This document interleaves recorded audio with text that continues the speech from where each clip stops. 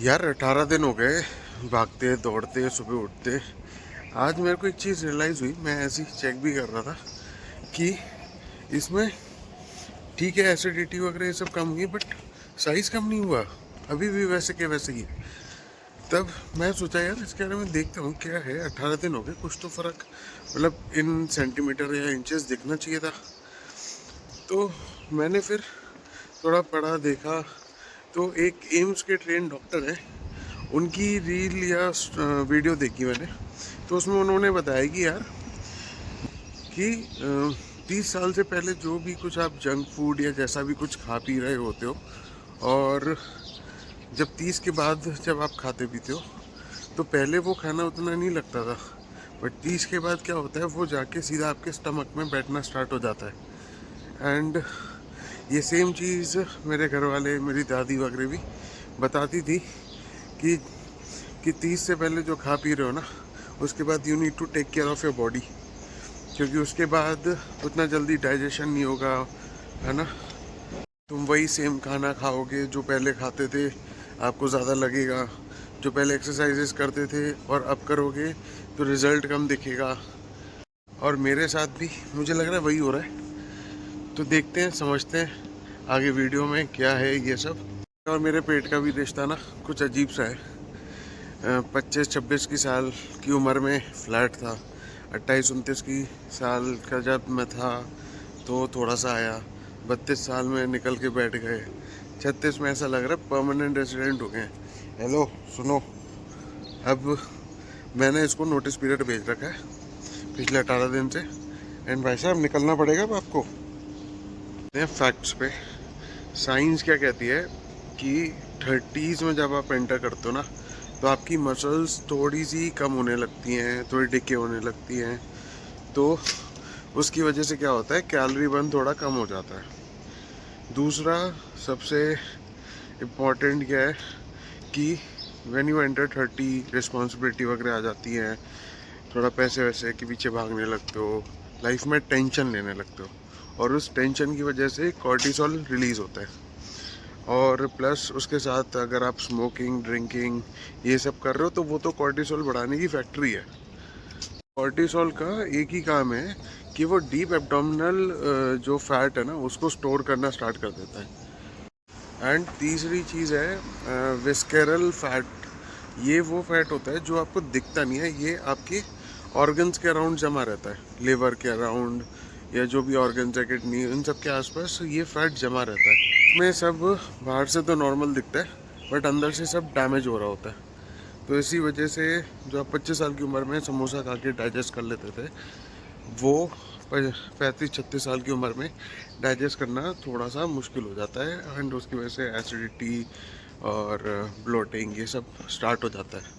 और इन सबको कंट्रोल करने के लिए, इनको मैनेज करने के लिए मेरी दादी पता है क्या कहती थी कि सुबह उठ के 1 गिलास गर्म पानी पीना चाहिए, मतलब ल्यूकॉर्न टाइप। उससे क्या होता है, जब आप ये पीते हो खाली पेट तो आपका मेटाबॉलिज्म जो है ना वो किक स्टार्ट मारता है, आपका लिवर एक्टिवेट हो जाता है, और जो कॉर्टिसोल है ना थोड़ा नेचुरली डाउन करता है उसको। तो अब दादी के पास तो ये सब मेडिकल डिग्री वगैरह तो थी नहीं, पर ये उनके ऑब्जर्वेशन, उनके एक्सपीरियंस थे जो वो शेयर करती थी। And it actually works. आज साइंस भी बोलती है कि ये करना चाहिए, खाली पेट सुबह उठ के गर्म पानी पियो, ये सब करो, है ना। तो इट हेल्प्स। और दूसरा नुस्खा उनका होता था कि शाम को 7 बजे से पहले अपना डिनर वगैरह कर लो आप। एंड आज की डेट में हम लोग क्या करते हैं कि 9-9:30 बजे अपना डिनर करते हैं, साथ में नेटफ्लिक्स वगैरह चल रहा होता है, एंड वहीं पे डिनर करके वहीं पसर जाते हैं, चाहे बेड पे चाहे सोफे पे। तो उसकी वजह से अंदर डाइजेशन प्रॉपर हो नहीं पाता। 7 बजे वाला जो कॉन्सेप्ट है ना वो बेसिकली था इंटरमिटेंट जो फास्टिंग आजकल ट्रेंड चल रहा है, वही था कि आप 7 बजे तक डिनर कर रहे हो, अगले दिन सुबह उठ के वही 8-7-8 बजे आप खाना ब्रेकफास्ट करोगे, तो 14-13 मतलब 12-13-14 घंटे की फास्टिंग हो जाती थी, जिसकी वजह से आपका जो वेस्किरल फैट होता था ना ऑर्गन्स वाला, वो बर्न होने का टाइम मिल जाता था। एंड इसकी वजह से पहले लोग ज़्यादा फिट रहते थे। अब समझ में आती है भाई, दादी आप ठीक थी, हम ही गलत थे, और अब उसके नुकसान हमें पता भी चल रहे हैं। सबसे ज़्यादा गुस्सा ना मुझे एक टॉफ़ी पे आता है। मैं उसको टॉफ़ी बोलूँगा, दवाई तो है नहीं वो। पेंट्रापाजोल या रेबीप्राजोल करके एक टैबलेट है। ये ना हम लोग ऐसे खाते हैं जैसे कि टॉफ़ी खा रहे हैं।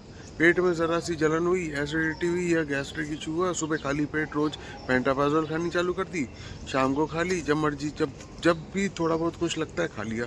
अब आपको पता नहीं है, ये आप ओवरडोजिंग जब या रेगुलर इसको यूज़ करने लगते हो ना, तो आपकी बॉडी में मैग्नीशियम की कमी स्टार्ट कर देता है।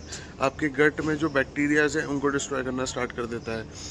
B12 वगैरह ये सब जो भी विटामिन हैं वो एब्जॉर्ब नहीं होते, जिसकी वजह से आपकी बॉडी कमज़ोर होती जा रही है।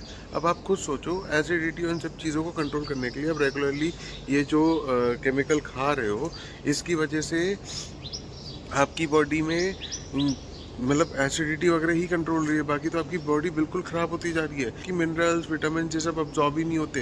एंड भाई ये सब एसिडिटी का इलाज थोड़ी ना है। एसिडिटी का आपको परमानेंट इलाज करना है तो आप सुबह जल्दी उठो, वॉक पे जाओ, पानी पियो, गर्म पानी पियो सुबह, और रात को डिनर करने से पहले आधे घंटे पहले पानी पियो।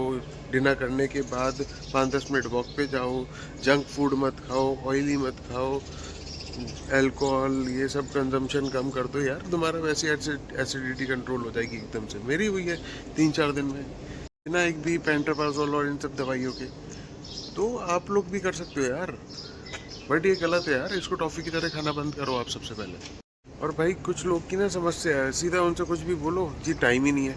यार 10-15 मिनट तुम अपने शरीर के लिए निकाल पा रहे हो तो बेकार है, फिर तो कुछ भी करना।